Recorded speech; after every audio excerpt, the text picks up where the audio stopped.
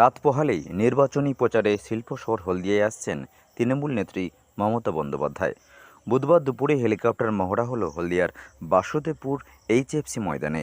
সূত্রের খবর, আগামীকাল বৃহস্পতিবার দুপুর 1টা নাগাদ তমলুক লোকসভা কেন্দ্রের তৃণমূল প্রার্থী দেবাংশু ভট্টাচার্যের সমর্থনে হলদিয়ায় জনসভায় যোগ দিতে আসবেন মমতা বন্দ্যোপাধ্যায়।